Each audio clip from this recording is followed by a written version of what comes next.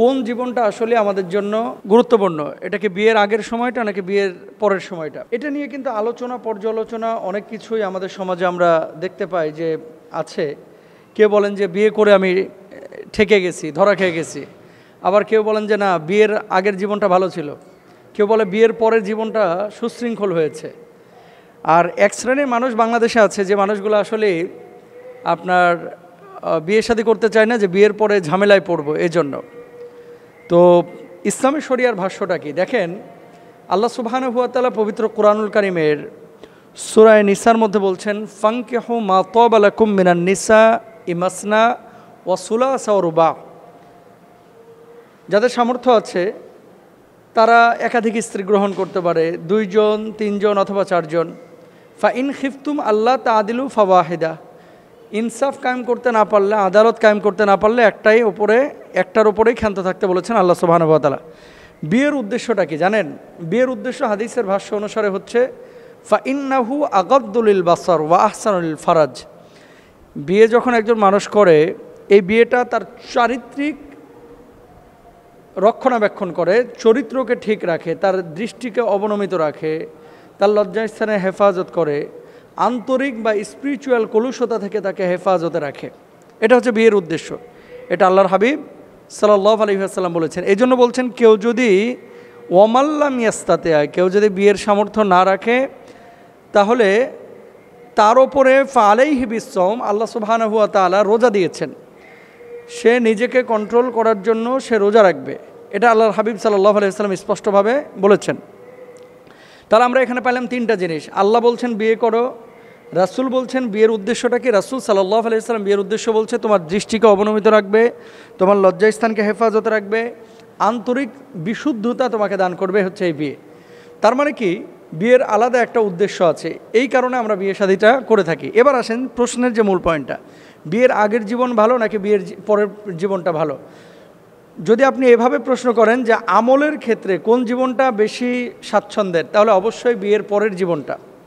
মানে বিয়ের আগে ছেলেরা মেয়েরা যে পরিমাণ যৌবনের তাড়নায় উল্টাপাল্টা কাজকর্ম করে থাকে, বিয়ের পরে কিন্তু এতটা করে না। যাদের চারিত্রিক চূড়ান্ত পর্যায়ের অবক্ষয় ঘটেছে, এরা বিয়ের পরেও নানান ধরনের অপকর্ম করে থাকে। সে ফর এক্সাম্পল, এক নম্বরে দেখেন, বিয়ের আগেও আপনি টাকা কামিয়েছেন, বিয়ের পরেও কিন্তু আপনি কামাচ্ছেন, কিন্তু বারাকা খেয়াল করে দেখেন যে বিয়ের পরের টাকাগুলোতে বেশি। বিয়ের আগে টাকা কামিয়েছেন, টাকা জমাইতে পারেন নাই, বন্ধুবান্ধবের সাথে আড্ডাবাজি করে শেষ করে ফেলেছেন, কিন্তু বিয়ের পরে আপনি যখন 20,000 টাকা খরচ করতে যাচ্ছেন, আপনি কিন্তু প্রথম খুঁজবেন যে আমার স্ত্রী, আমার সন্তান, আমার যে প্রজন্ম, তাদের কোনো স্বার্থ এখানে আছে কিনা। আপনি বাড়ি করছেন কার জন্য? আপনার পরবর্তী জেনারেশনের জন্য। নিজে একটু ভালো থাকবেন, আপনার সন্তান সন্ততি ভালো থাকবে, এই তো। আপনি যে এত কাজ করতেছেন, কেউ দোকানদারি করছেন, কেউ টিচারগিরি করতেছেন, কেউ হুজুর, কেউ খতিব, কেউ ইমাম, কেউ বক্তা, কেউ উস্তাজ। এত কাজ মানুষ পৃথিবীতে কেন করছে? 2টা উদ্দেশ্য, একটা আল্লাহ সন্তুষ্টি, আর একটা যে পৃথিবীতে বেঁচে থাকার জন্য, টিকে থাকার জন্য, তাই না? তো আল্লাহ সুবহানাহু ওয়া তাআলা বিয়ের বিধানটাকে দিয়েছেন, এটা মানুষের কল্যাণের জন্য দিয়েছেন। মানুষের বিবাহের পরে সুশৃঙ্খল জীবন, যেমন রাত্রিকালীন সময় যখন আপনি বিয়ে করেন না, আপনি ফিরতেন মনে করেন 2টার দিকে, 2:30টার দিকে, প্রতিদিন বাপমার সাথে আপনার গ্যাঞ্জাম হতো, কিন্তু বিয়ের পরে আপনার জীবনটা একটা সুশৃঙ্খল জীবনে পরিণত হয়েছে। এখন আপনি রাত্রে দেরি করে বাড়িতে ফিরেন না, এখন কিন্তু সঠিক সময়ে আপনি দ্রুত বাড়িতে চলে আসেন।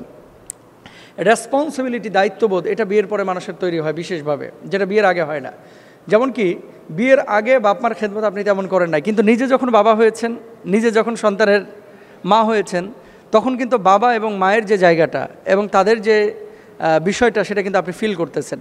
তাহলে রেসপন্সিবিলিটিটা বিয়ের পরে তৈরি হয়। স্বাচ্ছন্দ্যের জীবন, বিয়ের পরে কিছু জিনিস আপনার ঘাড়ের ওপরে এসে পড়ে। যেমন আপনার রুটি রুজির চিন্তাটা বেশি হয়ে যায়। আগে বাপের হোটেলে খেয়েছেন, এখন বাপের হোটেল থেকে বের হয়ে গেছেন, এখন নিজে কামাই করে আপনাকে চলতে হচ্ছে। যদিও নিজে কামাই করছেন, কিন্তু আপনি এই যে কামাইটা করার কারণে পরিশ্রম করছেন, এটার জন্য কিন্তু একটা সওয়াব আপনার আছে। মানুষ কিন্তু সারা জীবন কামাই করতে পারবে না, এবং সারা জীবন কিন্তু তার এই অবস্থা থাকবে না। একসময় কিন্তু সে মানুষটা বার্ধক্যে উপনীত হবে, একসময় সে মানুষটা বুড়া হয়ে যাবে, সে সময় কিন্তু কারো না কারো উপরে ডিপেন্ডেবল হয়ে যাবে। তো এই জেনারেশনটা কিন্তু আপনি বিয়ের পরেই মানে আপনি গঠন করছেন, বা আপনি আল্লাহ সুবহানাহু ওয়া তাআলার রহমে আল্লাহ আপনাকে দান করছে আপনার পরবর্তী প্রজন্ম, সন্তান সন্ততি। তো বিয়ে মানুষের ভিতরে একটা স্থিরতা তৈরি করে, বিয়ে মানুষের মধ্যে সুশৃঙ্খলতা নিয়ে আসে। বিসিএস ক্যাডার এবছর যারা হয়েছে, আপনারা পত্রপত্রিকায় দেখেছেন হয়তো বা, 70%-এর ওপরে বিসিএস ক্যাডার যারা হয়েছে গত বছর, 70%-এর অধিক তারা বিবাহিত। তার মানে কি, অনেকে বলে বিয়ে করলে পড়াশোনা হয় না, বিয়ে করলে আরও ভালো পড়াশোনা হয়, বরং বিয়ের আগেই উড়াধুরা মন থাকে তার, এখানে প্রেম করে, ওখানে ওর সাথে কথা বলে, এখানে এর সাথে আড্ডাবাজি করে, এখানে ঘুরতে চলে যায়, যা খুশি তাই করে, কিন্তু বিয়ের পরে এটা পারে না। তার মানে কি, সুশৃঙ্খল জীবন এটাই সুখের জীবন, ভালো জীবন। আল্লাহ সুবহানাহু ওয়া তাআলা আমাদের প্রত্যেককে এই জিনিসগুলো বোঝার তৌফিক দান করুক। সুতরাং যারা এই প্রশ্নটি যিনি করেছেন জসিমউদ্দিন ভাই, যে বিয়ের আগের জীবন বেশি ভালো না বিয়ের পরের জীবন বেশি ভালো, এক কথায় জবাব দিলে জীবনটা আপনি গড়বেন। এখন বিয়ের পরেও যদি আপনি নেশা করে বেড়ান, বিয়ের পরেও যদি আপনি পরক্রিয়া জেনা ব্যভিচার করে বেড়ান, তাহলে আপনার বিয়ের পরের জীবনটাও যেমন আগের জীবনটাও তেমনই। আর বিয়ের আগেও যদি আপনি এগুলো না করে আল্লাহর পথে নিজেকে পরিচালিত করতে পারেন, এখন ভালো এবং মন্দ এটা আপনার উপরে ডিপেন্ড করবে, যে আপনি নিজেকে কিভাবে সমাজের মধ্যে ইস্টাবলিশ করতেছেন, কিভাবে নিজেকে পরিচালিত করছেন, আপনার ভিতরে তাকওয়া আছে কিনা। সুতরাং বিয়ের আগের জীবন এবং পরের জীবন দুটো পার্থক্য অবশ্যই আছে। বিয়ের পরের জীবনটা সুশৃঙ্খল জীবন, বিয়ের আগের জীবনটাও সুশৃঙ্খল করতে পারেন যদি তাকওয়া আল্লাহর আপনার ভিতরে থাকে। আল্লাহ তাআলা আমাদেরকে বোঝার তৌফিক দান করুন।